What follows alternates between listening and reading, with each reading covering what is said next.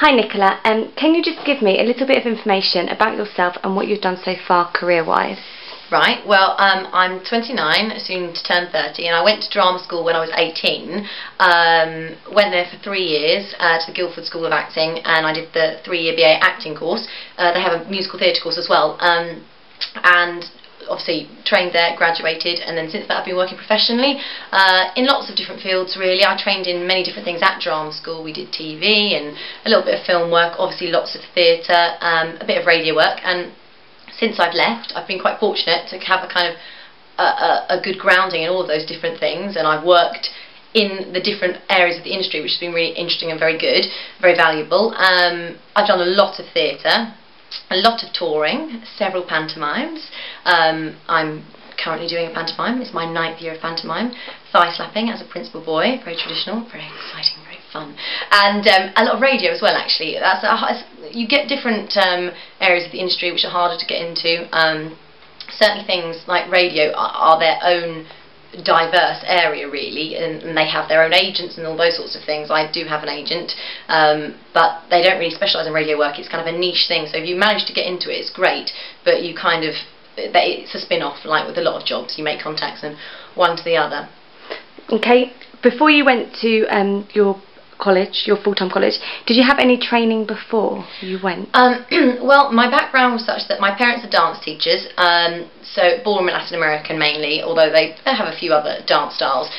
So I certainly from a young age I had been brought up with that side of the industry. Okay, not acting and singing as such, which is something I also trained in, but I had an established background with regards to that.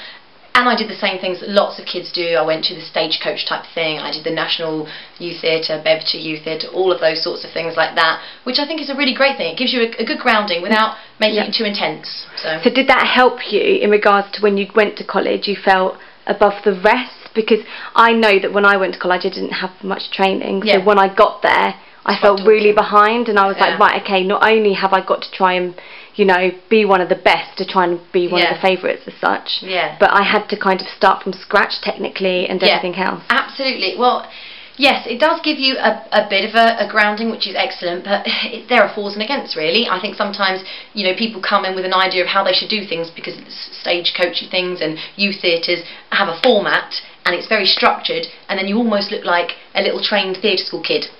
So then when you do go to drama school, it's harder to break down actually, especially in something like an acting course. I mean, it varies for everything, but for example, if you're a ballet dancer and you're trained very specifically in that, it's one route and that's great. But at drama school, because you're covering all the 3 different things, if you're too rigid with one thing in particular, then it's harder to break you down. And I know that sounds daft, but the first year is actually spent breaking you down so that they can build you up to be a fully rounded performer again. So there are fors and against. It's good to have a bit of a grounding, I think, because it's nice to have experience. It just gives you confidence, which is one of the main key elements to working in this industry, because along with performing, it's the tough side of things that go with it. So to have a confident personality is very helpful. So fors and against, but definitely a grounding without being too set and stuck, I think. You don't want to, do you feel you went to the right college for you? Yes, I do, and again, it very much depends on whether you want to specialise in one particular field. Now, my drama school, although I did the acting course, in the first year, all of the students did exactly the same, so the musical theatre and the actors all did exactly the same, so we all did the singing, dancing and acting. In the second year, we specialised in a few extra things. In the third year, we all did productions, so effectively, we were nearly doing the same sort of thing, and for me, it was perfect, because I think nowadays, to be successful in the industry, you do have to have a good grounding in all 3, and I do really feel you have to be a triple threat performer.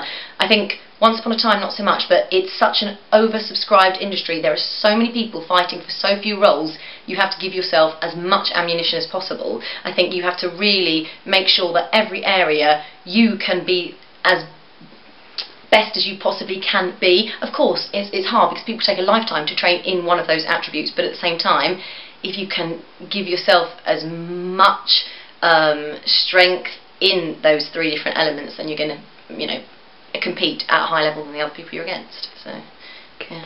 Very good. At college, did you have a kind of balance of all 3 disciplines? I know it was an acting college, wasn't it? But obviously you did singing. I did very much at mine. I mean, I'm obviously very familiar with the different colleges, and I know very much that some are a bit stronger on the dance. You know, you get some that are definitely stronger on the singing, and the same with the acting. But I must say, I think my college is probably one of the ones that does the three elements quite well. You know, I think you get sort of say RADA and Central, they concentrate more on the acting, I would say. It doesn't, not to say they don't do the other things. And then, for example, like Lanes, I believe, you know, that's very strong with the dancing, for example. Not to say, once again, that they don't have good singers and actors, they do, but I would say that Guildford GSA had a real mix of the three, which was, again, perfect for me. Mm-hmm.